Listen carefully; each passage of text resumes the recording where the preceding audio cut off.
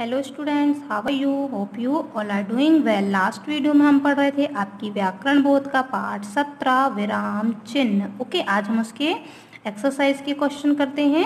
पहला क्वेश्चन है, दिए गए उत्तरों में से सही विकल्प पर सही का चिन्ह लगाइए। ओके, का नंबर दिया है, जिस वाक्य में प्रश्न पूछा जाता है उसके अंत में कौन सा चिन्ह प्रयोग किया जाता है? अल्प विराम, प्रश्न चिन्ह, योजक चिन्ह, संक्षेप सूचक चिन्ह। तो इसका राइट आंसर क्या है? प्रश्न चिन्ह है ना। जब आपको भी आप देखते हैं एग्जाम में या फिर आपकी बुक्स में क्वेश्चन दिए रहते हैं, जैसे कि अभी हमने क्वेश्चन किया, देखिए तो इसमें देखिए लास्ट में क्या है, ये प्रश्न चिन्ह है ना, प्रश्नवाचक चिन्ह जिसे हम बोलते हैं।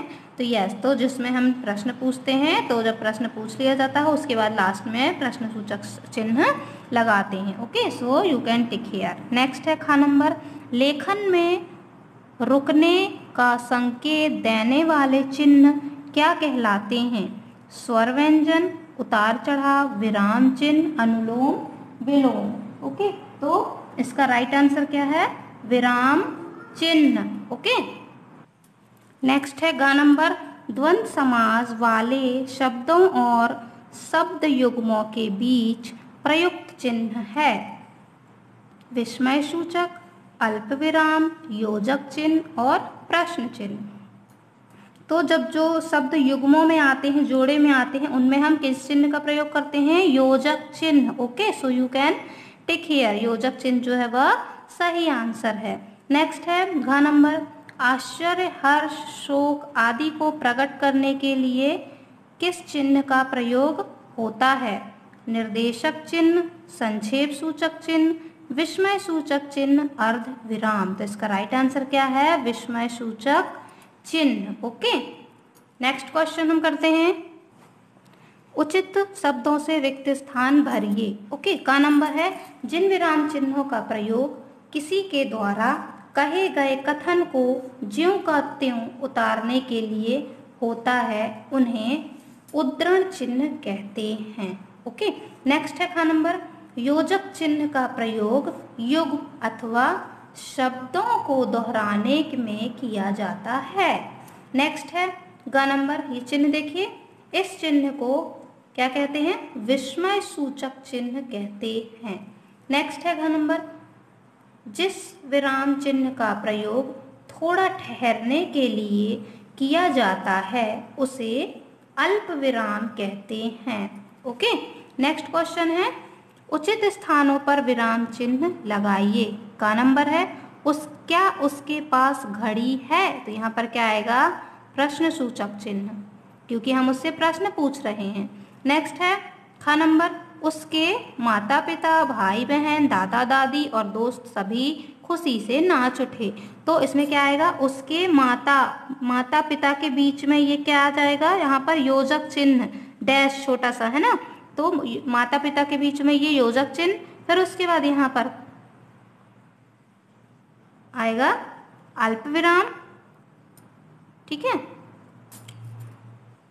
फिर उसके बाद भाई बहन के बीच में यहाँ भी योजक चिन्ह आएगा, और उसके बाद कॉमा, ये सॉरी अल्प विराम जिसे बोलते हैं, फिर दादा दादी के बीच में ये योजक चिन्ह, फिर और दोस्त सभी खुशी से नाच उठे, और लास्ट में यहाँ पर पूर्ण विराम।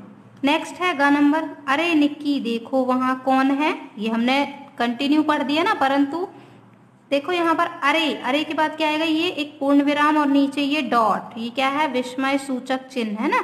तो हम इसे रोक कर कैसे बोलेंगे? अरे निक्की देखो वहाँ कौन है ना, आश्चर्य प्रकट कर रहा है ये, क्योंकि तो यहाँ पर क्या आएगा? विस्मय सूचक चिन्ह। नेक्स्ट है घ नंबर, मैंने पूछा तुम पार्टी में क्यों नहीं आए। तो ये प्रश्न पूछ रहा है, तो यहाँ पर क्या आएगा? प्रश्न सूचक चिन्ह। ओके, नेक्स्ट देखिए, सभी त्योहार होली, दिवाली, ईद, क्रिसमस, गुरु पर्व मिलजुल कर मनाइए।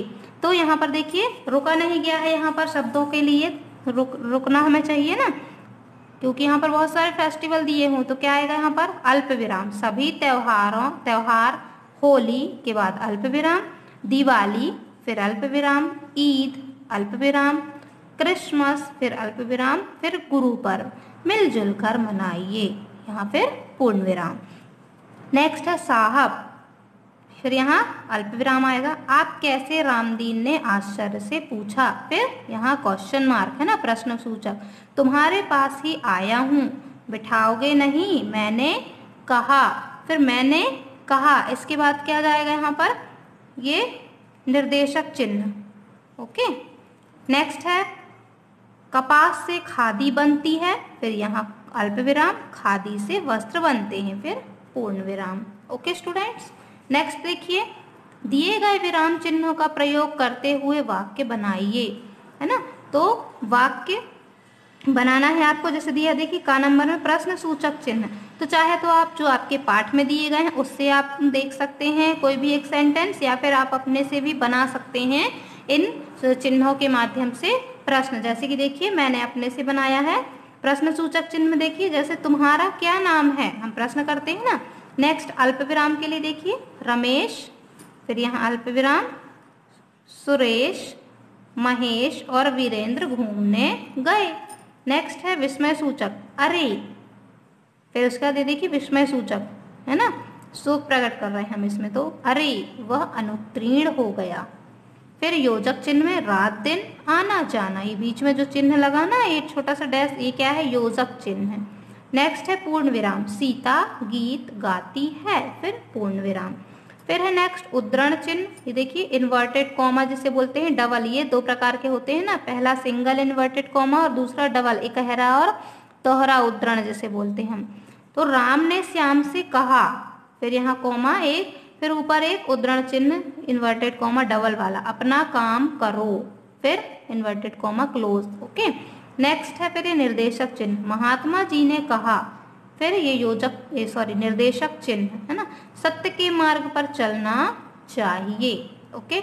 Okay student. नेक्स्ट क्वेश्चन देखिए, निम्नलिखित प्रश्नों के उत्तर दीजिए। अर्धविराम तथा अल्प विराम में क्या अंतर है, उदाहरण देकर स्पष्ट कीजिए। विवरण चिन्ह कब प्रयोग किया जाता है, वाक्य में विराम चिन्हों का क्या महत्व है, विराम चिन्ह किसे कहते हैं, प्रमुख विराम चिन्हों के नाम लिखिए, उद्धरण चिन्ह किसे कहते हैं, यह कितने प्रकार का होता है, लिखिए। नेक्स्ट है योजक चिन्ह तथा निर्देशक चिन्ह में क्या अंतर है, उदाहरण देकर स्पष्ट कीजिए। तो ये आपको खुद से ही करने हैं, आपको इन क्वेश्चन के आंसर आपको खुद से ही राइट करने हैं। ये सारे आंसर आपकी बुक में आपको मिल जाएंगे, आप आंसर फाइंड कीजिएगा और अपनी फेयर कॉपी में नोट कीजिएगा। Okay students, okay, bye bye, have a good day.